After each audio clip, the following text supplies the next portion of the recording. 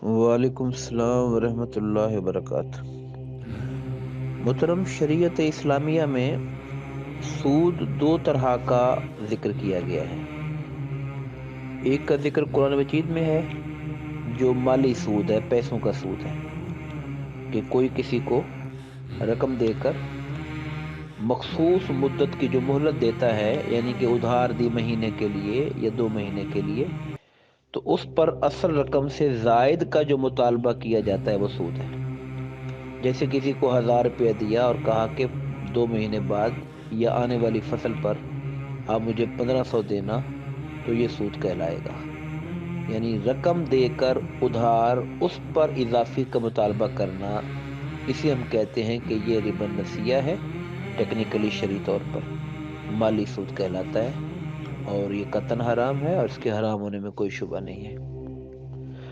دوسرا سود ہے، اسے ٹیکنیکلی ربا الفضل کہا جاتا ہے، اور وہ جنس کا سود ہے۔ مراد یہ ہے کہ گندم ہے، جو ہے، اور دیگر چیزیں۔ اب گندم کسی سے ہم نے ایک من اٹھایا اور پھر کہا کہ جی میری فصل آئے گی تو من کے بدلے میں آپ کو 1.5 من دوں گا، 1.25 من دوں، اضافہ جو بھی 2 کلو، 4 کلو، 6 کلو، جنس پر ادھار دی جنس، تو اس پر جو مطالبہ کیا جائے گا جنس کا، وہ بھی سود کہلائے گا۔ یہ حدیث پاک کے اندر موجود ہے۔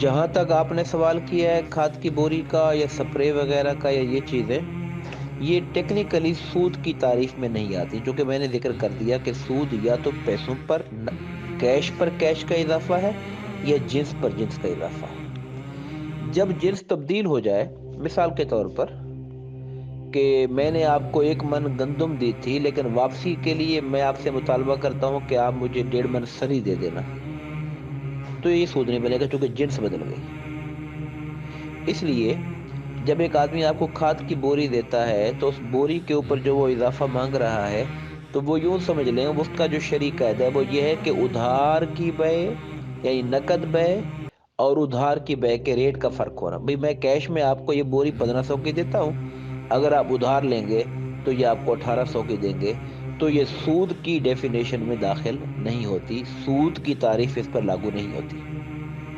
ایک چیز اور ہے کہ ایک آدمی لوگوں کی مجبوری سے ناجائز فائدہ اٹھاتا ہے، تو سود کے علاوہ بھی شریعت اسلامیہ کے اندر ناجائز منافع خوری ہے۔ یہ بذات خود ایک ناجائز عمل ہے۔